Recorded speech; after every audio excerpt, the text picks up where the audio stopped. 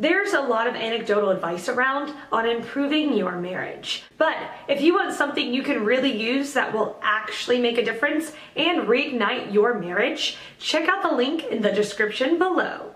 The question, is swinging a good idea to save a sexless marriage? Answer by Jules Myers. The best idea to save your marriage might be to find out what the root of the problem is. Physical intimacy is an incredibly important component of any marriage. Maybe some marriage counseling to find out how your marriage life can be improved. Within that you might find some unselfishness, some grace, some forgiveness, unconditional acceptance, which are all things that can help intimacy. I'm guessing you already know that swinging gets so harmful to you as a couple. Check out this resource for some help to make your marriage better. Answer by Claire J. Bennett. Swinging typically refers to extramarital sexual activity that the couple engages in together. Maybe group sex, maybe swapping, but it rarely describes sex undertaken completely separately.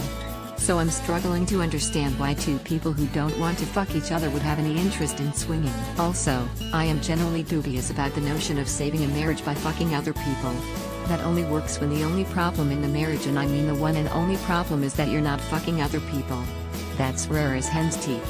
If you believe your marriage needs saving, I'd wager there are problems that can't be solved with other people's genitals.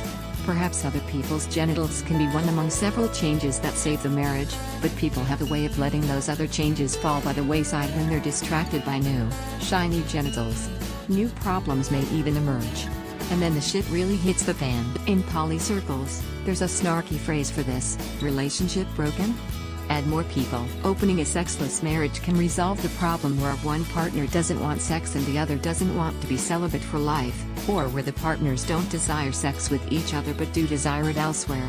Without opening the marriage, they likely end up divorcing. Of course, with opening the marriage, they may still end up divorcing, particularly if they're kidding themselves that the lack of sex is the only problem in their marriage. It's worth discussing, but don't trust in it as your marital savior. Other work will likely need to be done. Answer by Doug Dries. I don't think anything that tears at the fabric of marriage is good for marriage, sexless or not. Sex is something that binds two people together. Instead, it suggests counseling. You need a safe place to communicate your need for periodic sex. You also need an environment where your spouse can talk and you can learn. There are no guaranteed ways to force someone to do what you want them to.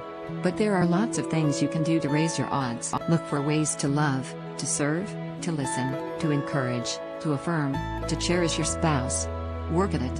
Invest in the marriage. Build trust. Be faithful. This is hard work that most often pays off. But getting some outside help is my first advice.